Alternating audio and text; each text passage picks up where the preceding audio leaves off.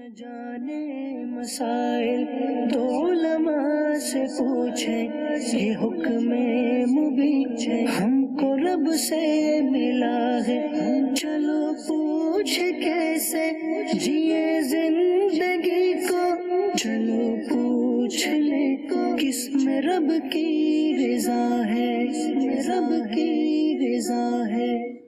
الحمدللہ رب العالمین والصلاة والسلام علی سید الانبیاء والمرسلین، اما بعد فاعوذ باللہ من الشیطان الرجیم، بسم اللہ الرحمن الرحیم، الصلاة والسلام علیک یا رسول اللہ وعلی آلک واصحابک یا حبیب اللہ، الصلاة والسلام علیک یا نبی اللہ وعلی آلک واصحابک یا نور اللہ۔ مدنی چینل کے ناظرین، دارالفتاح اہل سنت کے سلسلے میں آپ کو مرحبا کہتے ہیں، خوش آمدید کہتے ہیں۔ آج ہم موضوع لے کر حاضر ہوئے ہیں نبی کریم صلی اللہ تعالیٰ علیہ وآلہ وسلم کی آنکھوں کی ٹھنڈک، نماز کے بارے میں۔ نماز ہر عاقل بالغ مسلمان پر فرض ہے۔ جب بندہ نماز پڑھنے لگتا ہے تو کئی مسائل کے حوالے سے وہ تشویش کا شکار ہوتا ہے، اور اگر ان مسائل کا اسے حل نہ ملے تو بسا اوقات شیطان جو ہے وہ اس کو وسوسوں میں ڈال کر نماز سے دور کر دیتا ہے، اسے نماز چھڑوا دیتا ہے، اور وہ نماز کے اندر جو ہے وہ جب اطمینان قلب نہیں پاتا تو بھی وہ اسے چھوڑ بیٹھتا ہے۔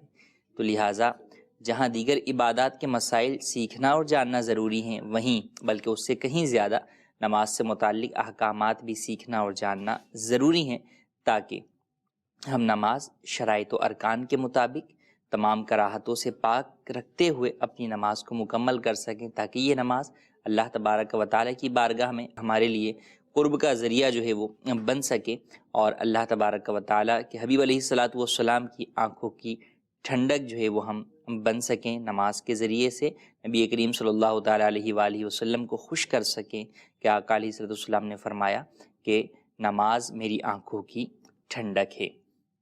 چنانچہ اس کے اوپر بھی ہم بات کریں گے۔ ابتداءً درود پاک کی فضیلت کو شامل کرتے ہیں۔ چنانچہ نبی رحمت شفیع امت صلی اللہ تعالیٰ علیہ وآلہ وسلم کا فرمان عالی شان ہے، معجم اوسط کی حدیث پاک ہے، ارشاد فرمایا جس نے مجھ پر ایک مرتبہ درود پاک پڑھا اللہ عز و جل اس پر 10 رحمتیں نازل فرماتا ہے، اور جو مجھ پر 10 مرتبہ درود پاک پڑھے اللہ عز و جل اس پر 100 رحمتیں نازل فرماتا ہے، اور جو مجھ پر 100 مرتبہ درود پاک پڑھے اللہ عز و جل اس کی دونوں آنکھوں کے درمیان لکھ دیتا ہے کہ یہ نفاق اور جہنم کی آگ سے آزاد ہے، اور ایسے شخص کو بروز قیامت شہداء کے ساتھ اٹھایا جائے گا۔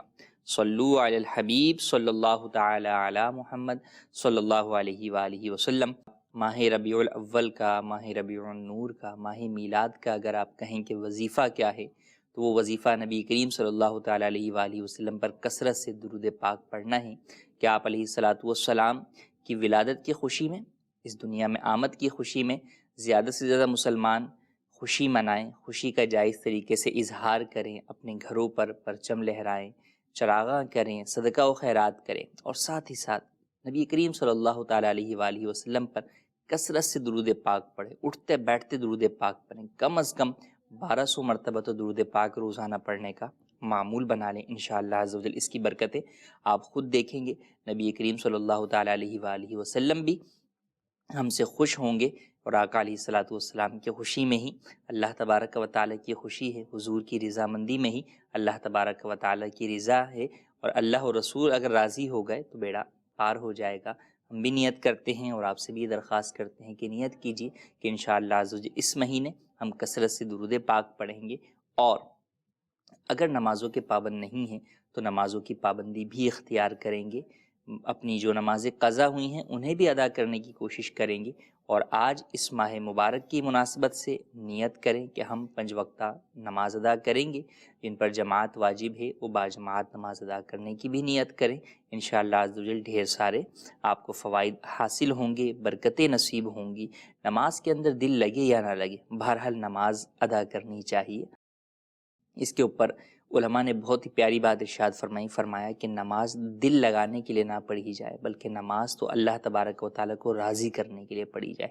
انسان کا دل تو کہیں بھی کسی بھی جگہ پر جو ہے بسا اوقات مصروف ہو جاتا ہے، دل بہل جاتا ہے، لیکن جو انسان کی روح ہے، جسم کے ساتھ روح کا تعلق ہے، تو جو روح ہے اس روح کی جو غذا ہے وہ اللہ تبارک و تعالیٰ کا ذکر ہے، اور نماز جو ہے وہ ذکر اللہ کا بہترین ذریعہ ہے کہ اس کے اندر ذکر بھی ہے، فکر بھی ہے، اس کے اندر قیام بھی ہے، اس میں رکوع بھی ہے، اس کے اندر سجود بھی ہے، اس کے اندر قعدہ بھی ہے۔ الغرض فرشتوں کی کئی عبادات کا مجموعہ ایک نماز ہے جو کہ اللہ تبارک و تعالی نے مسلمانوں کو عطا فرمائی، اور یہ آقا علیہ الصلوۃ والسلام کو شب معراج یہ تحفہ عطا فرمایا گیا۔ تو ہمیں چاہیے کہ ہم 5 وقتہ نماز پابندی کے ساتھ ادا کریں، کوئی نماز قضا نہ ہونے دیں، اور نماز اس کے شرائط اور ارکان کے ساتھ ادا کریں۔ ہمیں معلوم ہونا چاہیے کہ شرائط نماز کیا ہیں، فرائض نماز کیا ہیں، واجبات نماز کیا ہیں، مکروہات کیا چیزیں ہیں، کن چیزوں سے نماز فاسد ہو جاتی ہے، نماز میں وہ کون سی چیزیں ہیں جن کو کرنے سے زیادہ خشوع و خضوع حاصل ہوتا ہے۔ ان تمام چیزوں کو ہمیں سیکھنا چاہیے، اور الحمدللہ عز و جل ان چیزوں کو سکھانے کے لیے دعوت اسلامی کے تحت فیضان نماز کورس بھی 7 دن کا ہوتا ہے۔ تو اگر آپ نے اب تک نہیں کیا تو اس کورس کو بھی کیجیے تاکہ اپنی نماز کو بہتر بنا سکیں۔ ابتداً ایک مسئلہ نماز سے متعلق عرض کرتا چلوں کہ کئی لوگ جب نماز پڑھتے ہیں تو بعض لوگوں کو شیطان نماز میں یہ وسوسہ ڈال دیتا ہے کہ میں نے کتنی رکعتیں پڑھی ہیں۔ اب وہ پریشان ہو جاتے ہیں کہ بھئی ہم جب بھی نماز پڑھتے ہیں بھول جاتے ہیں کتنی رکعتیں جو ہے وہ پڑھی ہیں، کیا کریں؟ کیا بار بار پڑھتے رہیں؟ اور پھر شیطان ان کو اس وسوسے کے ساتھ ہی نماز سے دور کر دیتا ہے کہ یار تمہارا نماز میں جو ہے نا وہ تمہیں مل نہیں رہا، وہ خشوع و خضوع مل نہیں رہا، وہ تمہیں جو ہے وہ نماز کے اندر لذت نہیں مل رہی، تمہیں تو نماز کی رکعتیں بھی یاد نہیں رہتی ہیں، تو لہٰذا رہنے دو نماز، تم پہلے اپنے اندر جو ہے نا وہ چیز پیدا کرو کہ تم اللہ کی بارگاہ میں حاضر ہو سکو۔ یہ سب شیطان کے وسوسے ہوتے ہیں کہ لوگوں کو جب عبادت سے روکتا ہے تو وہ اس طرح کے وسوسے لے کر آتا ہے۔ تو ہمیں چاہیے کہ ان وسوسوں کی طرف توجہ نہ دیں بلکہ احکام شریعت پر عمل کریں۔ بہرحال اگر کسی شخص کو نماز میں یہ شک ہوا یا وہ بھول گیا کہ میں کون سی رکعت ادا کر رہا ہوں، 4 رکعت نماز کی نیت باندھی تھی، اب کنفیوژن ہے کہ یہ تیسری پڑھ رہا ہوں یا چوتھی پڑھ رہا ہوں، تو علماء نے فرمایا کہ اگر زندگی میں پہلی مرتبہ ایسا واقعہ ہوا ہے تو اسے اختیار ہے کہ وہ نماز توڑ دے اور نئے سرے سے دوبارہ پڑھے، اور اگر یہ اکثر اس کے ساتھ ہوتا رہتا ہے تو اب 2 چیزیں، ظن غالب کرے، غالب گمان کرے کہ میری یہ کون سی رکعت ہوگی، ذہن اس کا کس طرف جا رہا ہے، 90% 80% ذہن کس طرف جا رہا ہے، یہ تیسری ہے یا چوتھی ہے۔ جس طرف اس کا ذہن جا رہا ہے زیادہ تر غالب گمان یہ ہے کہ یہ تیسری ہے، تو وہ اس رکعت کو تیسرا ہی شمار کر کے اور آگے جو رکعتیں باقی ہیں وہ ادا کرے اور آخر میں سجدہ سہو کر لے۔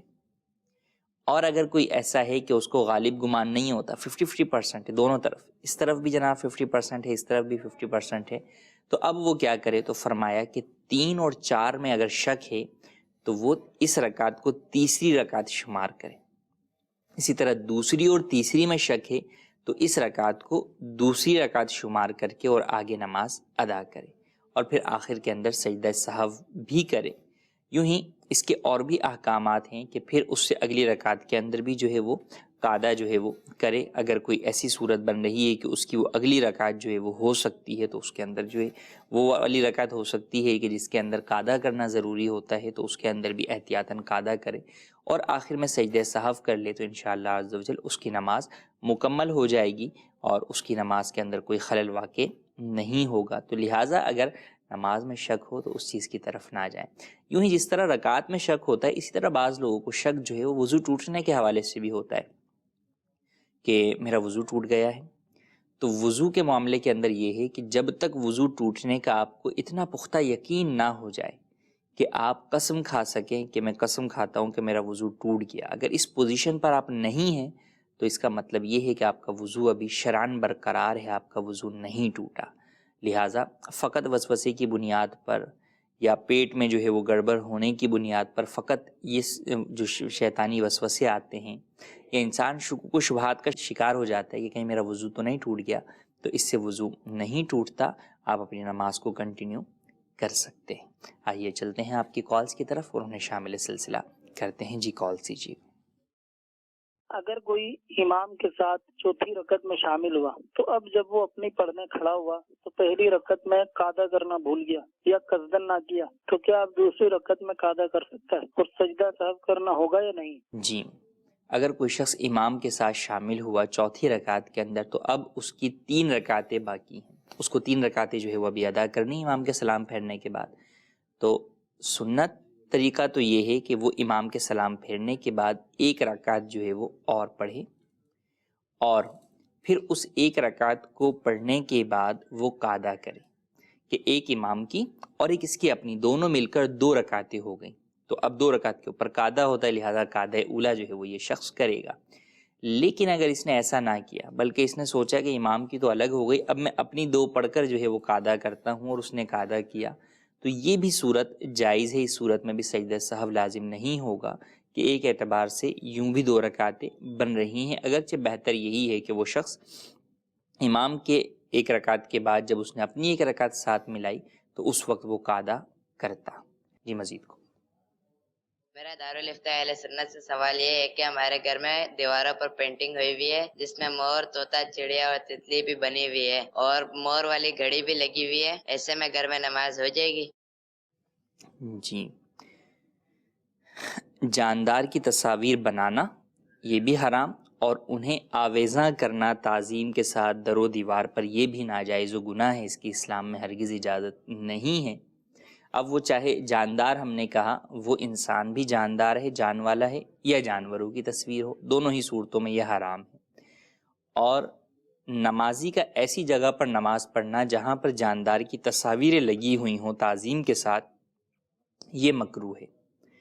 اب اگر جاندار کی تصویر جو ہے وہ پوری ہے، ایک ہے فقط فیس بنا ہوا ہے، بکیا باڈی نہیں ہے، اور ایک یہ ہے کہ پوری باڈی ہے، تو اگر فل باڈی ہے اور وہ نمازی کے سامنے ہے، قبلے کی طرف وہ نماز ادا کر کے پڑھ رہا ہے، تو سامنے دیوار قبلہ پہ وہ تصویر لگی ہوئی ہے، یا نمازی نے جہاں پر سجدہ کرنا ہے یہ اس جگہ کے اوپر جو ہے وہ لگی ہوئی ہے یا جو ہے وہ بنی ہوئی ہے، تو ایسی صورت میں نماز مکروہ تحریمی ہوگی، کہ اگر اس جگہ پہ نماز پڑھی تو وہ نماز دوبارہ پڑھنا واجب ہوگی، واجب الاعادہ ہوگی۔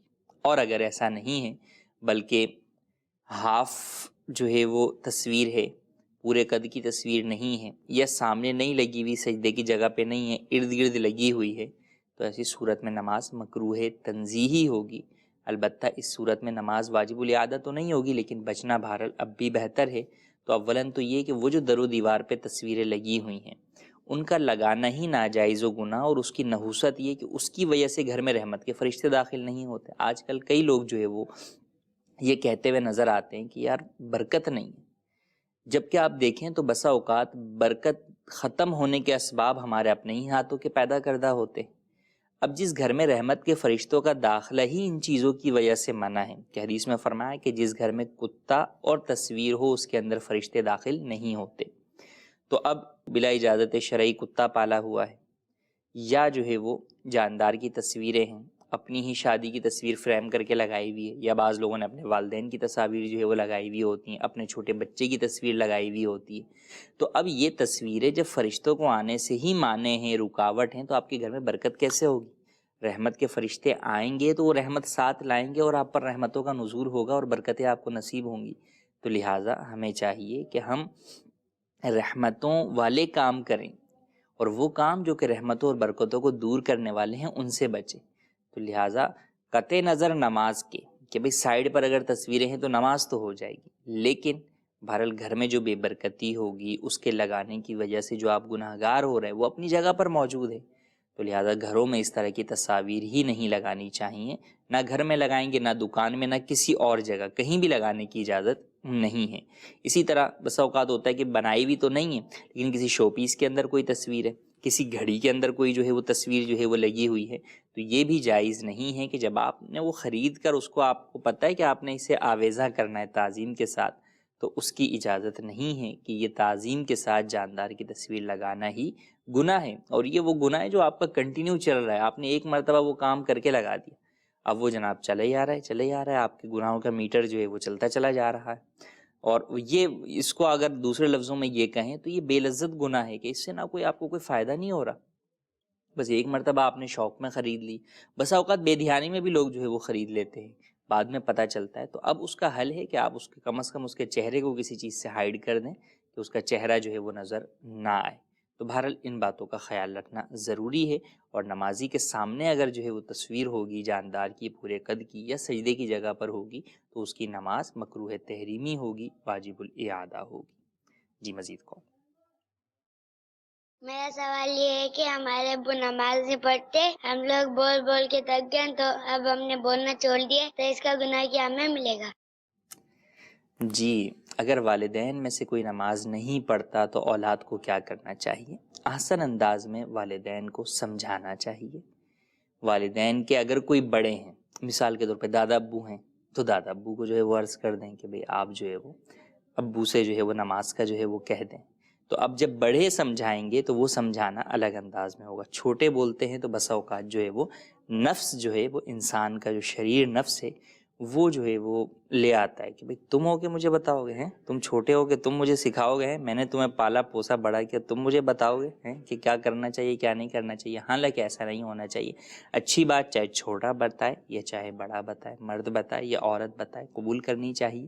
اور نماز تو ایک مسلمان کے اوپر فرض ہے تو بالکل اسے ادا کرنا چاہیے۔ تو والد صاحب کو بہرحال احسن انداز میں سمجھاتے رہیں۔ والد صاحب کو جو ہے وہ اپنی چیزوں کے لیے بھی بسا اوقات جو ہے وہ بچے ضد کرتے ہیں، تو یوں جو ایک میٹھی میٹھی ضد ہوتی ہے وہ بچے جو ہے وہ اپنے والدین سے، والد صاحب سے مسجد جانے کے لیے بھی کر سکتے ہیں۔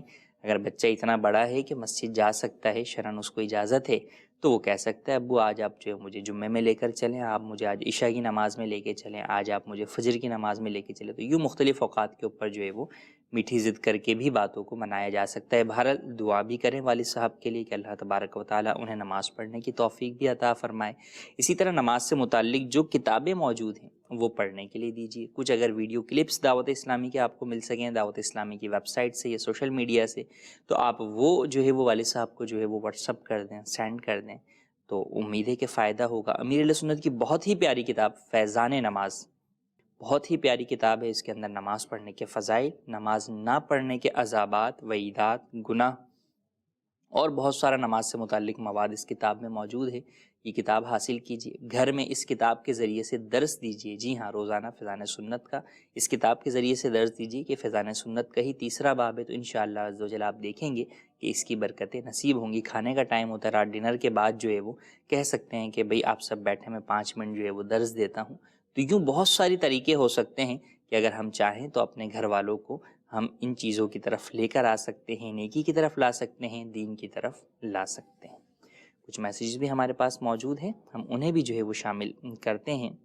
ایک سوال یہ ہے کہ اگر کیا وضو کے بغیر کوئی نماز پڑھ لے تو کیا اس کی نماز قبول ہو جائے گی؟ دیکھیں، نماز کے لیے طہارت شرط ہے، پاکی شرط ہے کہ جسم بھی انسان کا پاک ہو، انسان کا جو ہے وہ کپڑے بھی پاک ہوں، جس جگہ نماز پڑھ رہا ہے وہ بھی پاک ہو، نجاست حقیقی سے بھی پاک ہو یعنی گندگی لگی ہوئی نہ ہو، اور نجاست حکمی یعنی انسان باوضو بھی ہو اور باغسل بھی ہو، یہ بھی جو ہے وہ ضروری ہے۔ تو اب اگر بغیر وضو کی نماز پڑھی گئی تو گویا کہ نماز کی شرط طہارت ہی نہیں پائی گئی، تو وہ نماز نہیں ہوگی۔ بھول کر پڑھ لی تو گناہگار نہیں ہوگا، لیکن بہرحال نماز کو دوبارہ پڑھنا پڑے گا۔ جب یاد آ گیا کہ میں نے وہ نماز تو بغیر وضو پڑھی تھی تو اس نماز کو آپ کو دہرانا ہی ہوگا۔ ہاں، اگر خدا نخواستہ کوئی جان بوجھ کر پڑھتا ہے تو وہ حرام ہے، بلکہ بعض صورتوں میں کفر بھی ہوگا، لیکن ایک مسلمان سے یہ متوقع نہیں ہے کہ وہ جان بوجھ کے بے وضو نماز پڑھے گا۔ لہٰذا بھول کر پڑھی تو گناہ نہیں ہے، لیکن بہرحال اس نماز کو دہرانا ہوگا۔ ایک اور سوال یہ ہے کہ قعدہ کیا ہوتا ہے نماز میں؟ قعدہ جو ہے وہ عربی لفظ ہے، اس کے معنی جو ہے وہ قعود سے بیٹھنا ہے۔ تو قعدہ اولا ہوتا ہے اور قعدہ اخیرہ ہوتا ہے۔ 4 رکعت والی نماز کے اندر جب آپ 2 رکعت کے بعد بیٹھتے ہیں، سجدہ کرتے ہیں، سجدہ کر کے آپ اٹھتے ہیں، اسے جلسہ کہتے ہیں، پھر دوسرا سجدہ کرتے ہیں، دوسرا سجدہ کرنے کے بعد جب آپ اٹھتے ہیں اور التحیات پڑھتے ہیں تو یہ قعدہ اولا کہلاتا ہے۔ اور جب آپ پوری نماز مکمل کر کے آخری قعدہ کرتے ہیں، آخر میں آپ بیٹھتے ہیں جس میں آپ التحیات پڑھتے ہیں، درود ابراہیمی پڑھتے ہیں، دعائے معصورہ پڑھتے ہیں، یہ قعدہ اخیرہ کہلاتا ہے، تو اسے قعدہ کہا جاتا ہے۔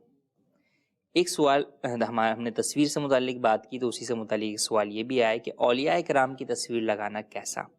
جی ہاں، اولیاء کرام کی تصویر لگانا بھی ناجائز و گناہ ہے۔ اولاً تو یہ کہ کئی جگہوں کے اوپر حضور غوث اعظم رضی اللہ تعالیٰ عنہ کی تصویر جو ہے وہ لوگوں نے برکت کے لیے لگائی ہوئی ہوتی ہے۔ حالانکہ وہ حضور غوث اعظم رضی اللہ تعالیٰ عنہ کی خیالی تصویر ہے، اوریجنل تصویر نہیں ہے۔ اور اگر کسی بزرگ کی اوریجنل تصویر بھی ہو جب بھی جائز نہیں ہے۔ کیوں جائز نہیں ہے؟ اس لیے کہ آپ اس بات سے اندازہ لگائیے کہ جب نبی کریم صلی اللہ تعالیٰ علیہ وآلہ وسلم فتح مکہ کے وقت خانہ کعبۃ اللہ شریف کے اندر داخل ہوئے تو وہاں کے در و دیوار کے اوپر کفار نے حضرت ابراہیم خلیل اللہ علیہ نبینا علیہ صلاۃ والسلام کی تصویر لگائی ہوئی تھی، بنائی ہوئی تھی۔ اس دور کے اندر تو ڈیجیٹل صورت نہیں تھی، بنائی ہوئی تھی۔ آپ علیہ صلاۃ والسلام نے اسے بھی مٹانے کا حکم دیا۔ اندازہ کیجئے کہ کیا کوئی اللہ تبارک و تعالیٰ کا ولی نبی سے بڑا ہو سکتا ہے؟ اور وہ نبی بھی کون سے؟ خلیل اللہ۔ جب ان کی تصویر تک مٹانے کا حکم دے دیا گیا تو کسی اور ولی کی یا کسی نبی کی تصویر لگانے کی کیوں کر اجازت ہو سکتی ہے؟ لہٰذا اس کی بھی ہرگز اجازت نہیں ہے۔ آپ کو برکت چاہیے تو آپ کو اولیاء کرام کی تعلیمات پر عمل کرنا ہوگا۔ ان کی تصاویر لگانے سے برکت نہیں ملے گی بلکہ بے برکتی ہوگی۔ کیوں؟ کیونکہ اللہ تبارک و تعالیٰ کے حبیب علیہ الصلوۃ والسلام نے، نبی کریم صلی اللہ تعالیٰ علیہ وآلہ وسلم نے ارشاد فرما دیا کہ جس گھر کے اندر تصویر ہو اس گھر میں رحمت کے فرشتے داخل نہیں ہوتے، تو لہٰذا اولیاء کرام کی بھی تصویر لگانے کی اجازت نہیں ہے۔ ہاں اگر ڈیجیٹل شیپ میں کسی نے کمپیوٹر کے اوپر لگائی ہوئی ہے، کمپیوٹر کی اسکرین کے اوپر جو ہے وہ اندر اس نے لگائی ہوئی ہے، تو ڈیجیٹل کے اوپر احکامات جو ہے وہ تصویر والے نافذ نہیں ہوتے، لیکن جو ہارڈ کاپی ہے، پرنٹڈ ہے، تو بہرحال وہ تصویر کے حکم میں ہے اور وہ ناجائز و گناہ ہے۔ جی مزید کال دیجیے۔ عثمان اصغر اتاری اٹلی کے شہر بریشیا فضان المدینہ سے عرض کر رہا ہوں، مفتی صاحب کی خدمت میں میرا یہ سوال ہے کہ جن لوگوں کی ٹریولنگ زیادہ لمبی ہوتی ہے وہ جہاز میں نماز کس طرح پڑھیں گے؟ جی، جن لوگوں کی ٹریولنگ جو ہے وہ زیادہ ہوتی ہے تو وہ جہاز میں نماز کس طرح ادا کریں گے؟ دیکھیں، نماز تو ہر جگہ جو ہے وہ فرض ہے، ہر مسلمان عاقل بالغ کے اوپر فرض ہے، چاہے سفر میں ہیں چاہے حضر میں ہیں، یعنی گھر میں ہیں، بہرحال نماز جو ہے وہ آپ نے پڑھنی ہی ہے۔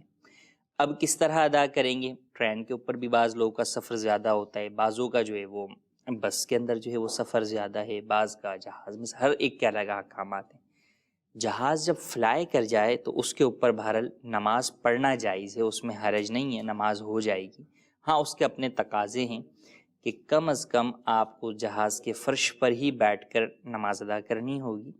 سیٹ پر اگر آپ بیٹھتے ہیں کہ اس کی وجہ سے آپ سجدہ نہیں کر سکتے، انڈرسٹوڈ سی بات ہے، آپ سیٹ پر بیٹھیں گے تو سجدہ نہیں کر سکیں گے، کیونکہ سجدہ زمین پر ہونا ضروری ہے یا کم از کم زمین سے بلند 12 انگل کی کسی سخت چیز کے اوپر کرنا ضروری ہے۔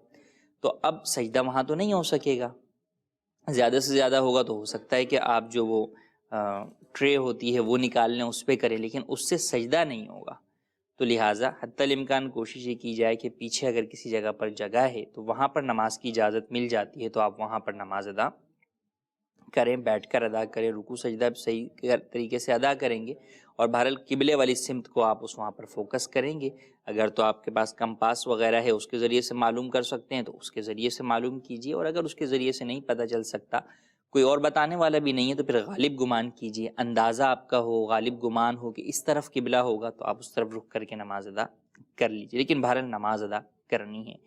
پانی نہیں ہے تو تیمم کرنا پڑے گا، لیکن نماز ادا کرنی ہے۔ اور اگر آپ کو پیچھے پڑھنے کی اجازت نہیں دیتے عملہ جو ہے وہ جہاز کا، تو پھر آپ سیٹ پر ہی ادا کر لیں، جس طرح ممکن ہو ادا کر لیں۔ لیکن اگر آپ نے پیچھے وہاں پر جا کر ادا کی نماز تو آپ کی نماز ادا ہو جائے گی، دوبارہ دہرانے کی حاجت نہیں۔ لیکن اگر سیٹ پر ادا آپ نے کی اور سیٹ پر ادا کرنے میں آپ رکوع سجدہ جو ہے وہ جس طرح اس کا حق ہے اس کے مطابق ادا نہیں کر سکے، تو پھر آپ کو اس نماز کو بعد میں دہرانا ہوگا۔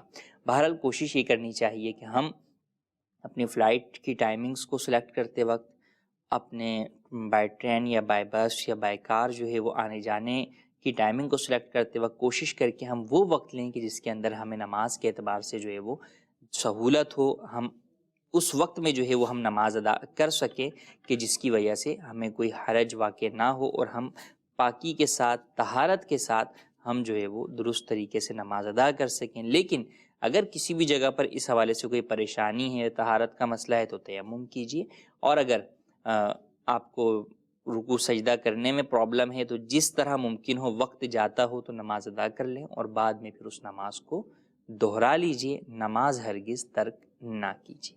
کہ نماز کے اندر رکوع سے جب کھڑے ہوتے ہیں اور سجدے کی طرف جاتے ہیں تو اسلام بھائی پاجامہ یا پینٹ وغیرہ کو دونوں ہاتھوں سے اوپر کھینچتے ہیں اور شرٹ یا ٹی شرٹ یا کرتا وغیرہ کو پیچھے سے کمر کی طرف سے دونوں ہاتھوں سے سیدھا کرتے ہیں. کیا یہ درست ہے؟ براہ کرم اس کی رہنمائی فرما دی کہ نماز باقی رہتی ہے یا مقروء تحریمی ہے. جی مزید کال. مفتی صاحب سے یہ عرض ہے کہ اگر کوئی عشاء اور فجر کی نماز نہیں پڑھتا، کوئی سستی ہوتی ہے، بالفرض نہیں پڑھ پاتا، تو کیا وہ منافق کے لسٹ میں آئے گا یا وہ سمجھ جائے کہ میں منافق ہو رہا ہوں یا ہو گیا ہوں؟ اس کی رہنمائی فرما دیجیے. جی پاجامہ وغیرہ جو ہے وہ لوگ نماز میں آتے جاتے بس اوقات درست کر رہے ہوتے ہیں. ایک تو یہ ہے کہ کسی ضرورت کی وجہ سے درست کر رہے ہیں. مثال کے طور پہ اٹھنے کے اندر جو ہے وہ اس کی پینٹ وغیرہ جو ہے وہ دونوں جو گھٹنے کے پاس جو ہے وہ جوڑ میں پھنس گئی ہے، اب اس کو ہٹا رہا ہے کہ کھڑے ہونے میں دقت ہو رہی ہے. تو اس اعتبار ایک یہ کہ ویسے ہی جناب جو ہے بعض لوگوں کی عادت ہوتی ہے کہ اٹھنے بیٹھنے کے اندر بھی وہ جو ہے وہ استری خراب نہ ہو اس حوالے سے اپنے کپڑے سیٹ کرتے رہتے، تو نماز میں بھی یہی کر رہے ہوتے ہیں. تو نماز میں اس طرح کپڑوں کو سمیٹنا، کپڑوں کو سیٹ کرنا یہ درست نہیں ہے. نماز میں کپڑوں کے ساتھ اس طرح کھیلنا یہ مکروہ تحریمی ہے، اس کی وجہ سے نماز واجب الاعادہ ہوگی. تو نماز میں اس طرح کرنے سے بچنا چاہیے. ہاں جہاں تک شرٹ کا معاملہ ہے، اس کی ایک بات صورت یہ ہو سکتی ہے کہ بعض لوگ جو ہے وہ اپنا پینٹ اس طرح کی پہنتے ہیں کہ جس کی وجہ سے جب وہ سجدے میں جاتے ہیں تو ان کے ستر کا کچھ مقام جو ہے وہ حصہ ظاہر ہونے لگتا ہے. تو اب اگر اس کو چھپانے کے لیے ان کو جو ہے وہ اپنی شرٹ کو سیدھا کرنا پڑ رہا ہے تو وہ فوری طور پہ جو ہے وہ کر لیا جائے، کیونکہ اگر وہ نہیں چھپائیں گے اور وہ تہائی سے زیادہ مقدار میں کھل جائے گا اور ایک رکن یعنی 3 بار سبحان اللہ کہنے کی مقدار کھلا رہے گا تو ان کی نماز ہی فاسد ہو جائے گی. تو لہٰذا نماز کو فساد سے بچانے کے لیے تو درست ہے. بہرحال ایسے لوگوں کو چاہیے کہ وہ لباس ہی ایسا پہنے کہ نماز کے اندر اس طرح کی مشقتوں میں پڑھنے سے بچیں اور اپنی نماز کو فساد سے بھی بچائیں اور کراہت سے بھی بچائیں اور درست طریقے سے نماز ادا کریں. تو اس بات کا خاص طور پر خیال رکھنا ضروری ہے.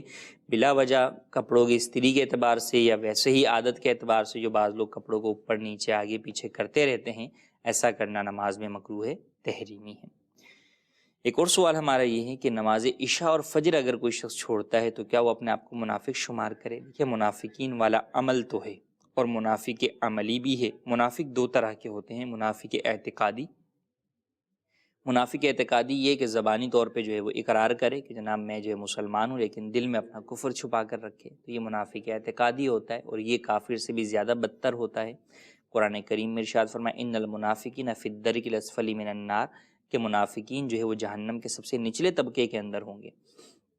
تو اس اعتبار سے مسلمان کے بارے میں ہم یہ تصور نہیں کر سکتے، نہ ہی ہم اپنے بارے میں یہ گمان کریں گے خدا نخواستہ. ہاں لیکن منافق عملی ہوتا ہے کہ اسلام کا دعویٰ کرنے کے باوجود اسلام کے احکامات کو فالو نہیں کر رہا ہوتا. وہ جان رہا ہوتا ہے کہ میں غلط کر رہا ہوں، گناہ کر رہا ہوں، تو بہرحال اس وجہ سے عملی اعتبار سے گویا کہ نفاق اس میں پایا جا رہا ہوتا ہے. تو جو نماز اور عشاء اور فجر نہیں پڑھ رہا تو وہ عملی نفاق کی طرف جا رہا ہے، منافقین کی علامت کی طرف جا رہا ہے. تو اسے ڈر جانا چاہیے کہیں ایسا نہ ہو خدا نہ خواستہ کہ منافقین والے کام کی وجہ سے اللہ تبارک و تعالیٰ اس سے ایمان ہی چھین لے اور وہ منافق ہی بن جائے. تو اللہ تبارک و تعالیٰ کی خفیہ تدبیر سے ڈرنا چاہیے. برے خاتمے سے جو ہے وہ اللہ تبارک و تعالیٰ کی جو ہے وہ پناہ طلب کرنی چاہیے. تو لہٰذا اس چیز کی طرف توجہ دی جائے اور نماز فجر ہو یا عشاء یا اور دیگر نمازیں پابندی کے ساتھ ادا کی جائیں. کچھ سوالات ہیں، ہم انہیں مزید جو ہے وہ شامل کرتے ہیں. میسیجز کے ہمارے پاس کہ اگر عورت مرد کی طرح سجدہ کر لے تو کیا نماز ہو جائے گی؟ نماز تو ہو جائے گی، البتہ عورت کو مرد کی طرح سجدہ کرنا منع ہے. عورت کے سجدے کے اپنے احکامات ہیں، اپنا طریقہ ہے، کیونکہ عورت کے تمام معاملات کے اندر پردے کو بہت زیادہ اہمیت کا جو ہے وہ حصہ ہے، اہمیت دی گئی ہے. تو لہٰذا اس کے رکوع، اس کے سجدہ کرنے والے تمام مقامات میں اس بات کا خیال کیا گیا ہے کہ اس کی بے پردگی کی کوئی صورت نہ ہو.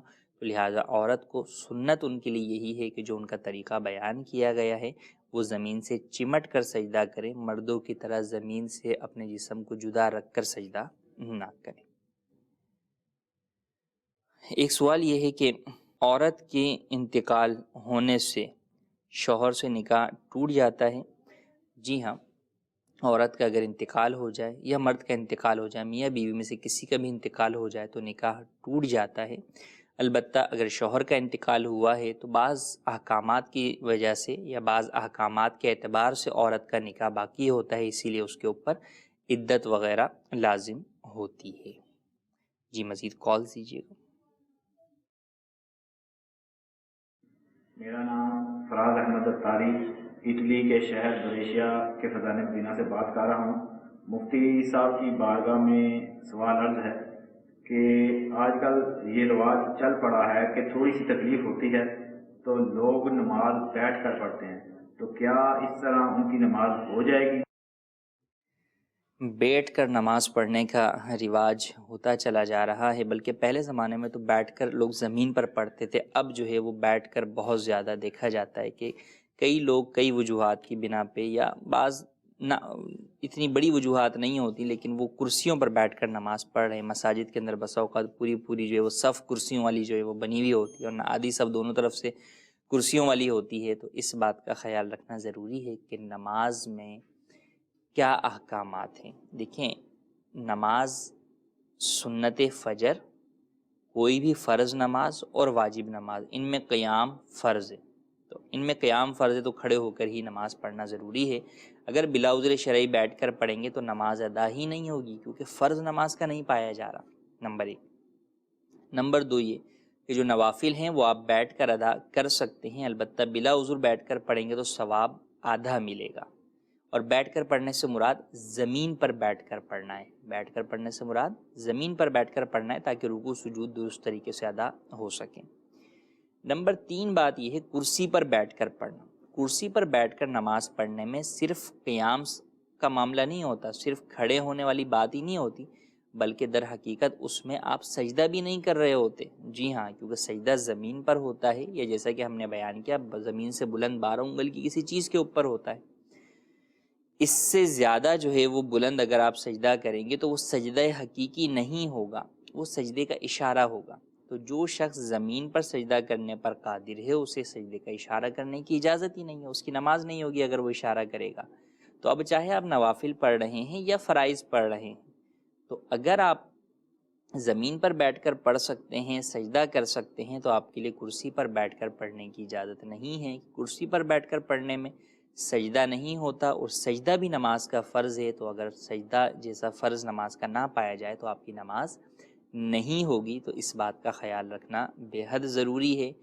بلا عذر بیٹھ کر پڑھنے کے اندر نوافل بھی ثواب میں کمی ہے، جب آپ وہ عبادت کر ہی رہے ہیں، اللہ تبارک و تعالیٰ کی بارگاہ میں حاضر ہی ہو رہے ہیں، تو کیوں نہ زیادہ ثواب جو ہے وہ ہم حاصل کریں۔ تو اس کے اندر بھی خیال کرنا چاہیے، اور بالخصوص فرائض و واجبات کے اندر تو اس بات کا اہتمام کرنا ضروری ہے کہ جہاں قیام فرض ہے وہاں قیام بھی ہو، اور رکوع سجود کے اعتبار سے بھی تمام شرائط اور ارکان اور فرائض پورے طرح پائے جائیں۔ جی مزید کال۔ میں نظام رضوی بول رہا ہوں۔ میرا مفتی صاحب سے سوال ہے کہ ہم جماعت سے نماز پڑھ رہے ہیں اور امام کو سجدہ سہو کرنا ہے، تو کیا مقتدی بھی ایک طرف سلام پھیریں گے، اور جس کی کچھ رکعتیں باقی رہ گئی تو کیا وہ بھی سلام پھیر کر سجدہ سہو کرے گا؟ جواب عنایت فرمائیں، جزاک اللہ خیرہ۔ جی مزید کال۔ مفتی صاحب کی بارگاہ میں سوال یہ عرض ہے کہ جو معذور ہیں کھڑے رہ کر نماز نہیں پڑھ سکتے، اب وہ کھڑے رہ کر تکبیر دینے کی طاقت تو رکھتے ہیں لیکن بیٹھ کر ہی فرض نماز میں بیٹھے بیٹھے ہی تکبیر بول دیتے ہیں، تو کیا ایسے شخص کی نماز ہو جائے گی کہ تکبیر تحریمہ کھڑے ہو کر بولنا پڑے گی؟ پر کچھ جواب عنایت فرمائیں، جزاک اللہ خیرہ۔ جی، پہلا سوال یہ کہ امام کے ساتھ نماز پڑھ رہے ہیں، امام نے سجدہ سہو کیا، اب جب امام نے سجدہ سہو کیا تو کیا مقتدی بھی جو ہے وہ سجدہ سہو کریں گے؟ جی ہاں بالکل، جب امام سجدہ سہو کرے گا تو مقتدی بھی سجدہ سہو کریں گے۔ اچھا، کیا سارے مقتدی کریں گے جو شروع سے لے کے شامل ہیں، اور یا جو بعد میں شامل ہوئے؟ جو شروع سے شامل ہیں یا جن کی 1-2 رکعتیں نکل گئی ہیں، سبھی امام کے ساتھ سجدہ سہو کریں گے۔ فرق یہ ہے کہ جو مقتدی امام کے ساتھ شروع سے شامل ہے وہ امام کے ساتھ سجدہ سہو کرنے میں دائیں جانب کا سلام بھی پھیریں گے، لیکن جو مقتدی امام کے ساتھ بعد میں شامل ہوئے ہیں کہ ان کی 1 یا 2 رکعتیں چھوٹ گئی ہیں، وہ جب سجدہ سہو کریں گے تو امام کے ساتھ سلام نہیں پھیریں گے، دائیں جانب سلام نہیں پھیریں گے، بس وہ اللہ اکبر کہتے ہوئے سجدے میں چلے جائیں گے۔ اور جب امام اپنے سجدے سے کھڑا اٹھ جائے گا اور قاعدہ پڑھ کے اب جب امام سلام پھیرے گا تو وہ کھڑے ہو جائیں گے اور اپنی بقیہ رکعت ادا کریں گے۔ اگر ان مقتدیوں نے جو کہ مسبوق ہیں، جن کی ایک یا دو رکعتیں چھوٹ گئی ہیں، غلطی سے بھولے سے سلام امام کے ساتھ پھیر لیا تو بھی ان کی نماز ہو جائے گی اور ان پر سجدہ سہو لازم نہیں ہوگا۔ ہاں اگر جان بوجھ کر پھیرا تو اس صورت میں ان کی نماز ٹوٹ جائے گی۔ دوسرا سوال ہمارا یہ کہ معذور افراد کو دیکھا جاتا ہے کہ بسا اوقات اتنی دیر تو وہ کھڑے ہو سکتے ہیں کہ وہ اللہ اکبر تکبیر تحریمہ کہہ لیں، تو کیا ان کے لیے کھڑا ہونا ضروری ہے؟ ایسے لوگوں کو بھی دیکھا ہے کہ وہ بیٹھ کر نماز ادا کرتے ہیں۔ اس کی دو صورتیں ہیں۔ ایک ایسا شخص معذور ہے کہ جو سجدہ زمین پر کرنے پر قادر نہیں ہے اور زمین سے بلند 12 انگل کی کسی چیز پر بھی سجدہ کرنے پر قادر نہیں ہے، تو ایسا شخص جو ہے وہ اس پر سے جس طرح سجدے کے اشارے کی اسے رخصت ملتی ہے تو ساتھ ہی ساتھ اس پر سے قیام کی فرضیت بھی ساقط ہو جاتی ہے، ختم ہو جاتی ہے۔ یعنی جس کو شریعت مطہرہ اجازت دے گی کہ تم سجدے کا اشارہ کر سکتے ہو تو اس پر قیام فرض نہیں رہے گا، تو ایسا شخص پوری نماز شروع سے لے کے آخر تک بیٹھ کر ادا کر سکتا ہے۔ لیکن اگر ایسا نہیں، وہ سجدہ کرنے پر قادر ہے زمین پر یا زمین سے بلند 12 انگل کی کسی چیز پر، اور پھر وہ اپنے اندر اتنی طاقت پاتا ہے کہ وہ پہلی رکعت کھڑے ہو کر پڑھ سکتا ہے یا کم از کم اللہ اکبر تکبیر تحریمہ کھڑے ہو کر کہہ سکتا ہے، لیکن اس کے باوجود وہ بیٹھ کر ہی نماز پڑھتا ہے، تو اس کی نماز نہیں ہوگی، کیونکہ قیام فرض ہے اور اس کی جو اجازت ہے چھوڑنے کی وہ بقدر ضرورت ہے۔ مجبوری کی وجہ سے جتنا عذر ہے اتنی اجازت ہے۔ اگر کوئی شخص 4 رکعتیں کھڑے ہو کے نہیں پڑھ سکتا، 2 پڑھ سکتا، تو اس کو حکم ہوگا کہ 2 کھڑے ہو کر پڑھے، 2 بیٹھ کر پڑھے۔ کوئی شخص ہے کہ وہ کھڑے ہو کر سورہ فاتحہ تو پڑھ سکتا ہے، لیکن اس کے بعد اس میں اتنی طاقت ہمت نہیں رہتی کہ وہ ساتھ میں سورت ملائے اور کھڑے ہو کر پڑھے، تو ٹھیک ہے سورہ فاتحہ کھڑے ہو کر پڑھے گا، اس کے بعد بیٹھ کر بقیہ رکعت ادا کرے گا۔ حتیٰ کہ اگر وہ تکبیر تحریمہ فقط کھڑے ہو کر کہنے پر قادر ہے تو بھی اسے اس بات کی اجازت نہیں ہے کہ وہ تکبیر تحریمہ کہے بغیر جو ہے وہ کھڑے ہو کر کہے بغیر بیٹھ کر ہی کہے۔ اگر ایسا کرے گا تو اس کی نماز نہیں ہوگی، کہ جو قیام کا فرض ہے وہ اس کے کسی ایک حصے پر قادر ہونے کے باوجود اسے ادا نہیں کر رہا، تو اس بات کا خیال رکھنا بے حد ضروری ہے۔ کچھ میسیجز بھی ہیں، ہم انہیں مزید جو ہے وہ شامل کرتے ہیں۔ ایک سوال یہ ہے کہ اسلامی بہنیں جو ہے وہ سفر کر رہی ہیں راستے میں اور بس ڈرائیور جو ہے وہ گاڑی نہ روکے تو پھر کیا کیا جائے؟ تو پھر جس طرح ممکن ہو سیٹ کے اوپر جس طرح ممکن ہو بیٹھ کر ہی نماز ادا کر لیں اور بعد میں اس نماز کا اعادہ کرنا ہوگا۔ ایک سوال آخری ہم شامل کرتے ہیں۔ سوال یہ ہے کہ جنازہ بغیر وضو پڑھا جا سکتا ہے؟ جی نہیں، جنازہ جو ہے وہ بغیر وضو نہیں پڑھا جا سکتا، جنازے کے لیے بھی باوضو ہونا ہی ضروری ہے۔ ہاں بعض صورتوں کے اندر جو ولی نہیں ہوتا، اس کے علاوہ کوئی شخص ہے اور وہ جنازے میں شامل ہونا چاہتا ہے اور اسے پتہ ہے کہ میں وضو کرنے جاؤں گا تو میرا جنازہ نکل جائے گا، جنازے میں شامل نہیں ہو سکوں گا، تو اس صورت میں اس کو جنازے کے لیے تیمم کی اجازت ہوتی ہے۔ آج کے ہمارے سلسلے کا وقت ختم ہوا چاہتا ہے۔ اللہ تبارک و تعالی سے دعا ہے کہ آج سلسلے میں ہم نے جو احکامات سیکھے ان پر عمل کرنے، انہیں دوسروں تک پہنچانے کی سعادت نصیب فرمائے۔ آمین بجاہ النبی الامین۔ صلو علی الحبیب صلی اللہ تعالی علی محمد صلی اللہ علیہ وآلہ وسلم۔ نہ جانے مسائل تو علماء سے پوچھیں، یہ حکم مبین ہم کو رب سے ملا ہے، چلو پوچھ کیسے جیے زندگی کو، چلو پوچھ لے کس میں رب کی رضا ہے، رب کی رضا